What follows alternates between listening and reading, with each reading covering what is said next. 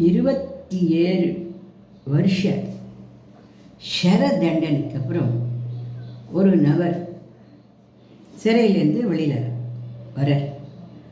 ஷரல் அவருக்கு கல் உடைக்கிறது, பாறை இழுக்கிறது, வெறும் தரையில் படுத்து தூங்கிறது, இந்த மாதிரியான தண்டனைகளோட போகிறாதுன்னு அவருடைய பையன் இறந்த போது கூட போய் பார்க்க அனுமதிக்கலை.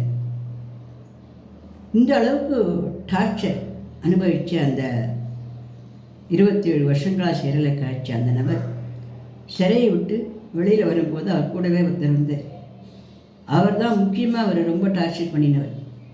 அவரோட வரைச்ச பேட்டி காண்றதுக்கு சில பேர் வந்தார். நீங்கள் சிறையில் 27 வருஷங்களாக கழிச்சிருக்கும்போது நிறைய டார்ச்சர்லாம் அனுபவிச்சிருக்கீங்க.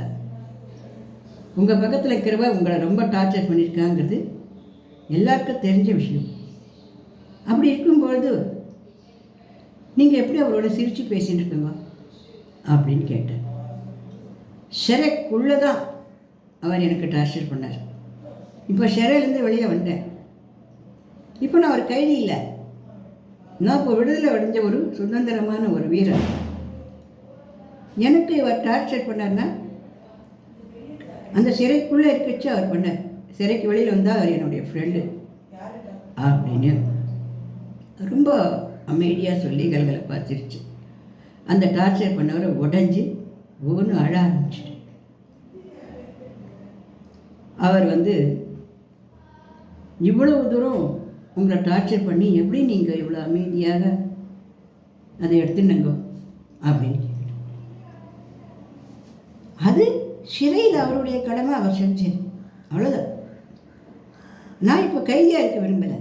நான் தான் சிறையிலேருந்து வெளியில் வந்துருச்சு, இன்னும் நான் கைதி இல்லையே, நானும் கதத்துக்கு கவலைப்படணும், அந்த கவலை அங்கேயே விட்டேன் அப்படின்னு சொன்னார். அவர் தான் உலக அமைதிக்காக பரிசு வாங்கினவர். அவர் அந்த பிரிட்டிஷ் நாட்டுக்கே நெல்சன், அவர் தான் நெல்சன் அப்படிங்கிறவர் அந்த பிரிட்டிஷ் நாட்டுக்கே மந்திரியாக வந்தார். அப்போ சிறையில் இருக்கிற சிறை காவலாளிகள்லாம் ரொம்ப பயப்பட்டார்.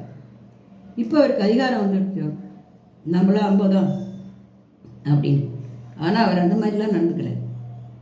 அந்த சிறை காவலாளிகளுக்கெல்லாம் அவர் நல்ல வேலை கொடுத்து நல்ல ப்ரமோஷன்லாம் கொடுத்து நல்லா உயர்வாக நடத்தினார். இதை எதுக்கு சொல்ல வருது அப்படின்னாக்கா, நாம்